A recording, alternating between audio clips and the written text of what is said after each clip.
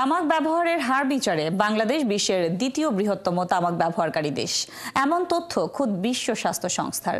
দেশে বছরে গড়ে প্রায় 1.5 লাখ মানুষের মৃত্যু হয় তামাকজনিত কারণে। 15 বছরের ঊর্ধ্বে প্রায় 36% নাগরিক এদেশে তামাক ব্যবহার করে থাকেন। তবে মজার তথ্য হলো, সবশেষ 3 অর্থ বছরে নিত্য খাদ্যপণ্যের দাম বেড়েছে যেখানে 84% পর্যন্ত, সেখানে এই সময়ে বিভিন্ন স্তরের সিগারেটের দাম গড়ে বেড়েছে মাত্র 7.25%। আবার সিগারেটের বিক্রিও বাড়ছে প্রতি বছর 4% পর্যন্ত। অনুপ অধিকারী তরুণ জানাচ্ছেন বিস্তারিত। তামাকের ভয়াবহতা যে কত ব্যাপক তার একটা পরিসংখ্যান দেখে নেওয়া যাক। দেশে মোট মৃত্যুর 21%-র জন্যই সরাসরি তামাক দায়ী। এর মধ্যে 21%-র মৃত্যু হয় পরোক্ষ ধূমপানের কারণে। তামাক ভালো মতোই ছোবল বসিয়েছে কিশোরদের। 15 বছর বয়স পর্যন্ত প্রায় 7% কিশোর কোনো না কোনো ধরনের তামাক ব্যবহার করে। 15 বছরের ঊর্ধ্বে তামাক ব্যবহার করে 35.3%। এমন তথ্য জানা গেল রাজধানীর বিশ্ব সাহিত্য কেন্দ্রে আয়োজিত উন্নয়ন সমন্বয়ের কর্মশালা থেকে।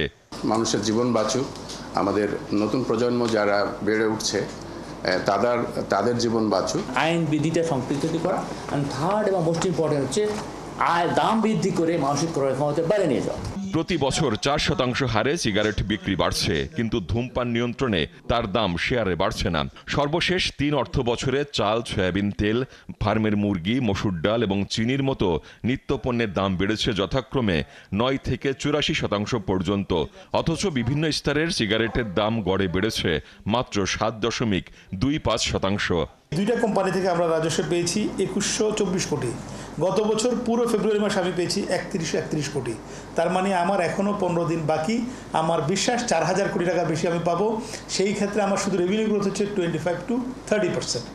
আর কনজাম্পশন আমি মোটামুটি 1/3 নামিয়ে আনতে পেরেছি।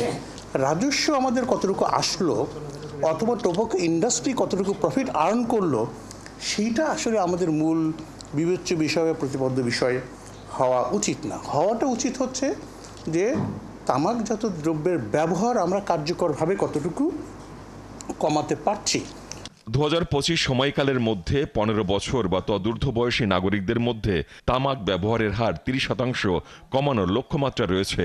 যদিও গেল 10 বছরে তামাক ব্যবহারের হার 43.3% থেকে 35.3% নামিয়ে আনা গেছে মাত্র।